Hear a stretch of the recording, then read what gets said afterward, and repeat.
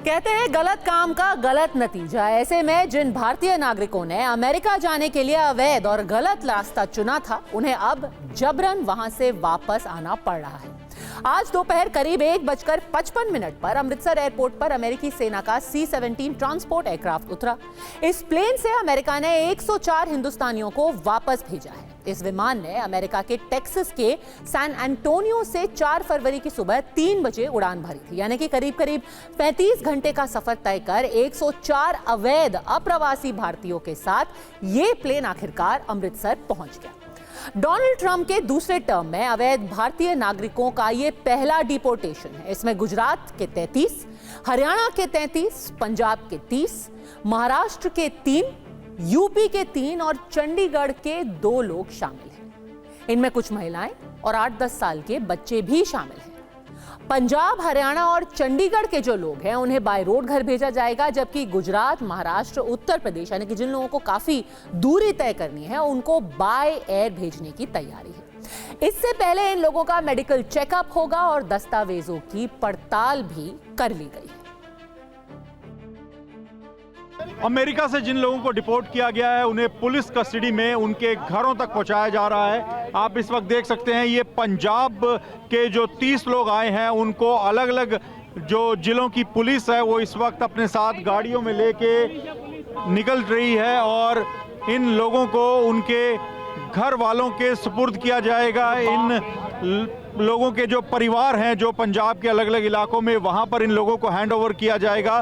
Police custody में इन लोगों को निकाला जा रहा है और इन लोगों को इनके घर सुरक्षित पहुंचाया जाएगा, इनके परिवारों के हैंड ओवर किया जाएगा। और इसी तरह से हरियाणा के जो लोग डिपोर्ट किए गए हैं उन्हें हरियाणा पुलिस की कस्टडी में भेजा जाएगा, जबकि जो लोग गुजरात के, महाराष्ट्र के और चंडीगढ़ के हैं उनको यहाँ से बाय एयर भेजा जाएगा और उन राज्यों की पुलिस के हैंडओवर किया जाएगा, जिसके बाद पुलिस इनको उनके घरों तक सुरक्षित पहुंचाएगी।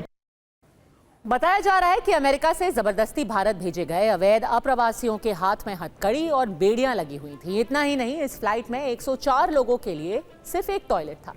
आप मेरे बगल में जो तस्वीर देख रहे हैं वो इसी साल की 30 जनवरी की है, जब अमेरिका ने टेक्सास से 80 अवैध अप्रवासियों को ग्वाटेमाला भेजा था। इस तस्वीर में लोगों के हाथ पैर में जंजीर और हथकड़ी बंधी हुई दिखाई दे रही थी।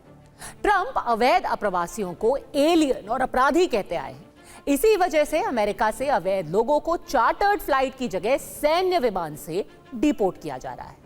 आप सोच रहे होंगे कि अवैध अप्रवासी होते क्या हैं, ये कैसे अमेरिका पहुंच गए। तो आपने फिल्मकार राजकुमार हिरानी की फिल्म डंकी देखी होगी। उसमें शाहरुख खान लीड रोल में थे और फिल्म भारत से अवैध तरीके से इंग्लैंड पहुंचने वालों की कहानी पर आधारित थी। इसी रूट को डंकी रूट कहते हैं। बताया जाता है कि इसी डंकी रूट से गैर कानूनी तरीके से भारत के कुछ नागरिक डॉलर कमाने की चाहत में अमेरिका पहुंच जाते हैं। ऐसे लोग ट्रांजिट वीजा पर पहले भारत से दुबई या फिर इस्तांबुल जाते हैं या फिर इक्वाडोर, ब्राजील जैसे देश पहुंचते हैं। ये वो देश हैं जो भारतीयों को वीजा फ्री एंट्री देते हैं।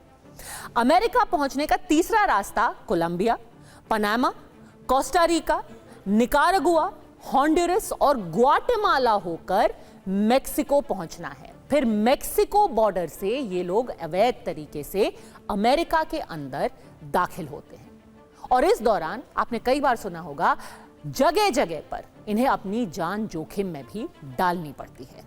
21 जनवरी को वॉशिंगटन डीसी में भारतीय विदेश मंत्री एस जयशंकर मौजूद थे।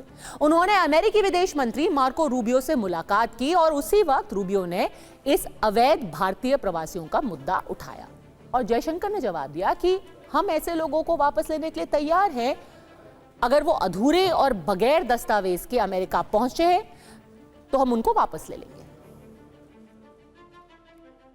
If there are any of our citizens who are not here legally, if we are sure that they are our citizens, we've always been, open to their legitimate return to India. So it's not a position unique to the United States. I do understand right now that there is a certain debate going on and a resulting sensitivity which is there. But we have been consistent, we have been very principled about it, and that remains our position, and I conveyed that very clearly to Secretary Rubio. तो जयशंकर ने वह बात साफ कर दी थी कि हमारा रुख साफ है। अगर किसी ने गैर कानूनी तरीके से किसी दूसरे देश में एंट्री पाई है, हम उन्हें वापस लेने को तैयार हैं। जाहिर सी बात है, भारत सरकार की सहमति से ही अमेरिका से अवैध अप्रवासियों की वापसी हुई है और ये भी पहली बार नहीं हुआ है, ये दशकों से होता आया है। आगे मैं आपको इसके भी आंकड़े दिखाऊंगी, लेकिन इससे पहले देख लीजिए कि भारत में किस तरीके की राजनीति हो रही है। कांग्रेस प्रवक्ता पवन खेड़ा ने सोशल मीडिया में लिखा कि अमेरिका से भारतीयों को जिस तरीके से हथकड़ी लगाकर और अपमानित कर निर्वासित किया गया है, वो देख करके किसी भी भारतीय को दुख होगा। उन्होंने जो 2013 में भारतीय राजनयिक देवयानी खोब्रागडे के साथ बदसलूकी हुई थी, उसकी याद दिलाई और कहा, देखा उस वक्त जो यूपीए सरकार थी उन्होंने कितना कड़ा रुख लिया था। कांग्रेस के राज्यसभा सांसद राजीव शुक्ला ने भी कहा कि उन्होंने संसद की विदेश मंत्रालय की एक बैठक में यह मुद्दा उठाया। उन्हें वहां पता चला कि 7.25 लाख भारतीयों को अमेरिका वापस भेज रहा है, उन्हें अवैध बता दिया गया है और ये लाखों लोग 20 साल से वहां रह रहे हैं, उनकी कमाई का जरिया ही बंद हो जाएगा। ये मुद्दा एआईएमआईएम के सांसद असदुद्दीन ओवैसी ने भी उठाया। उन्होंने कहा कि क्या नरेंद्र मोदी सरकार अमेरिका से लौटे भारतीयों के रोजगार का इंतजाम करेगी? तो आज पंजाब की आम आदमी पार्टी सरकार में जो मंत्री हैं कुलदीप सिंह धालीवाल, उन्होंने भी पीएम मोदी से कहा कि आप इस मुद्दे पर अमेरिकी राष्ट्रपति से बात कीजिए। लेकिन इन तमाम लोगों को किसने जवाब दिया? कांग्रेस के सांसद और पूर्व विदेश राज्य मंत्री शशि थरूर ने खुद जवाब दे दिया। उन्होंने कहा कि यह पहली बार नहीं हुआ है जब अमेरिका से अवैध भारतीयों को वापस भेजा गया है, यह आखिरी बार भी नहीं है और इस पर बहस होनी ही नहीं चाहिए। अगर कोई भारतीय गैर कानूनी रूप से अमेरिका में रह रहा है तो उसे वापस आना ही होगा।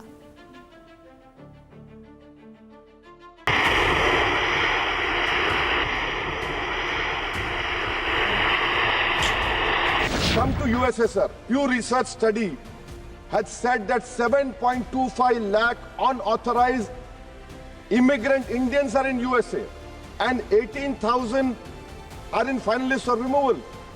Are we going to accept all this 7.25 lakh? Are we going to accept this 18,000 who are in final list for removal? How many aircrafts you require? 300 aircrafts. Can this government has imagined what the loss of remittance? What will be their employment over here? ਸਭ ਨੂੰ ਪਤਾ ਕਿ ਮੋਦੀ ਜੀ ਕਹਿੰਦੇ ਹੁੰਦੇ ਆ ਕਿ Trump ਮੇਰਾ ਬਹੁਤ ਦੋਸਤ ਹੈ। ਮੇਰੀ ਖਾਸ ਤੌਰ ਤੇ ਦੇਸ਼ ਦੇ ਪ੍ਰਧਾਨ ਮੰਤਰੀ ਨਰਿੰਦਰ ਮੋਦੀ ਜੀ ਨੂੰ ਬੇਨਤੀ ਹੈ ਕਿ ਉਹ ਅਮਰੀਕਾ ਦੇ ਰਾਸ਼ਟਰਪਤੀ ਜੀ ਦੇ ਨਾਲ ਬੈਠ ਕੇ, ਟਰੰਪ ਜੀ ਦੇ ਨਾਲ ਬੈਠ ਕੇ ਇਹ ਜੋ ਕੁਝ ਹੋਇਆ ਜਾਂ ਅੱਗੇ ਹੋਣ ਜਾ ਰਿਹਾ ਉਹਦੇ ਬਾਰੇ 'ਚ ਇਹਦਾ ਹੱਲ ਕੱਢਣ। Not the first such deportation, won't be the last. Even before Trump came, during the Biden administration, in the last fiscal year, which ended in September 2024, there were already 1,100 Indians sent back from America, illegal Indians. People, if they want to go to America legally, are free to go with a visa, with a job, or as a tourist, or whatever, or to study, whatever it may be. But when you stay either without documentation or illegally or without work permit and you try and work, you are subject to the laws of that country, whether it's America or any other country. If tomorrow Mr. Amit Shah catches a Bangladeshi migrant working in India, he won't deport him. Same story. If an Indian is caught working in America and is not legally there, he'll be deported. ये कितनी common sense की बात है और खुद कांग्रेस के ही सांसद शशि थरूर अपने पार्टी वालों को और विपक्ष के बाकी नेताओं को ये समझा रहे हैं कि अगर कोई गलत तरीके से विदेश में जाएगा उसको वापस भेजना ही पड़ेगा। अब सवाल ये है कि कितने भारतीय ऐसे हैं जो अवैध रूप से अमेरिका में रह रहे हैं। तो प्यू रिसर्च सेंटर की 2024 की रिपोर्ट के मुताबिक अमेरिका में करीब 7.25 लाख भारतीय अवैध रूप से रह रहे हैं, यानी वो बिना वैध दस्तावेज के चोरी छिपे और गैर कानूनी तरीके से अमेरिका में दाखिल हुए। अमेरिका में रहने वाले अवैध अप्रवासियों में भारत तीसरे नंबर पे है। भारत से ज्यादा मेक्सिको और एल साल्वाडोर के नागरिक गैर कानूनी रूप से अमेरिका में रहते हैं। ज्यादातर ऐसे जो अप्रवासी हैं वो Florida, Texas, California, New York, Georgia, Maryland और नॉर्थ कैरोलिना में रहते हैं, यानी कि 6 से 7 वहाँ के राज्य ऐसे हैं जहाँ पर ज़्यादातर ऐसे लोग रहते हैं। यहाँ वो काम क्या करते हैं? वो काम करते हैं या तो वो गैस स्टेशन पे काम करेंगे, यानी कि गैस भरने का काम करेंगे, ग्रोसरी स्टोर पे, मोटल्स में काम करेंगे, रेस्टोरेंट में काम करेंगे और खास बात यह है कि जहां पे ये काम करते हैं वहां भी भारतीय मूल के ही लोग मालिक हैं। तो मोटेल होगा किसी भारतीय मूल के आदमी का और वहीं पे वो लेबर का काम करते हैं।